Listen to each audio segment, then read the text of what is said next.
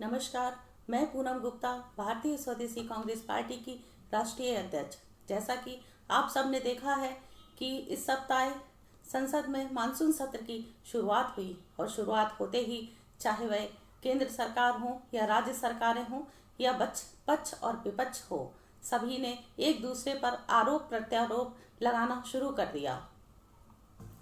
और किस मुद्दे पर? जिस मुद्दे ने महामारी के दौर पर ऑक्सीजन की कमी और स्वास्थ्य सेवाओं की कमी की वजह से जो स्थितियां उत्पन्न हुई हमारे देश में, जिसने देश के हर नागरिक को झकझोर के रख दिया और ना भूलने वाला मंजर बन के रह गया, उस पर चर्चा होती रही और सत्र के पूरा सप्ताह समाप्त हो गया। बहुत ही अफसोस की बात है साथियों कि जिनको हम जनप्रतिनिधित्व के रूप में सांसद भवन तक पहुंचाते हैं,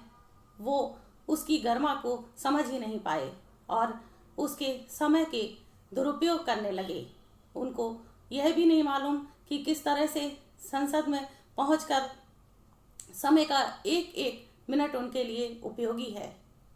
साथियों, ये सोचने का विषय है आज जो स्थिति है हमारे देश की, कि हमारे देश की आर्थिक स्थिति किस तरह से बिगड़ गई है। आज संसद भवन में चर्चा होनी चाहिए कि किस तरह आर्थिक स्थिति को सुधारा जाए, किस तरह हमारे देश में जो बेरोजगारी फैली हुई है, किस तरह से रोजगार को बढ़ाया जाए। हमारे देश में डीजल और पेट्रोल के दाम जिस तरह बढ़ रहे हैं, उनको कैसे कम किया जाए। हमारे देश के जो भविष्य हैं, उनको घरों में बंद करके रख दिया गया है। उनको स्कूलों तक कैसे पहुंचाया जाए, किस तरह स्कूलों की व्यवस्था को इस तरह से बनाया जाए कि बच्चे स्कूल पुनः जाने लायक हो पाएं। आज हमें चर्चा का विषय है कि जो भी दूसरी लहर में जो भी हमने अपनों को खोया है और जो कुछ भी देखा है, उसमें क्या कमियां रह गई और आने वाली तीसरी लहर में उस कमियों को दूर कैसे करें, कैसे हम अपने जिन लोगों ने लाखों रुपए देकर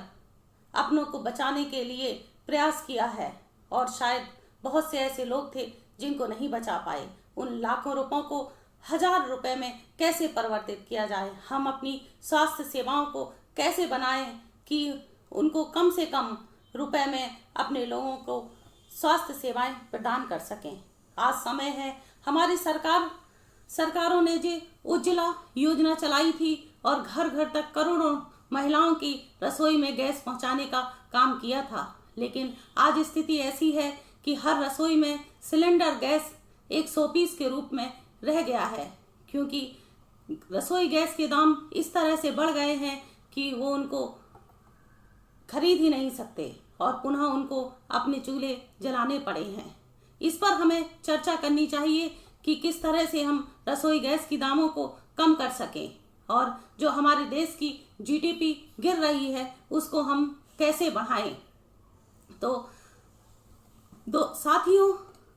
हम जिनको जनप्रतिनिधित्व के रूप में संसद तक पहुंचाते हैं, क्या उनका फर्ज नहीं बनता कि वो संसद की गरिमा को बनाकर रखें, एक दूसरे के ऊपर आरोप प्रत्यारोप न लगाएं और देश की उन्नति और देश का विकास किस तरह से हो उस पर चर्चा करें और संसद का समय का दुरुपयोग ना करें। साथियों, मैं आप सबसे ये आग्रह करना चाहती हूँ कि ऐसे प्रतिनिधित्व का चुनाव ना करें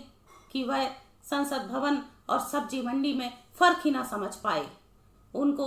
उसकी गरिमा का पता ही ना हो कि हम किस जगह बैठे हैं। इसलिए आज देश की जो भी कमियां हैं, जो भी देश में हो रही बहुत सारी ऐसी स्थिति हो गई है कि उसमें सुधार करने की आवश्यकता है, संसद भवन में उस पर चर्चा होनी चाहिए।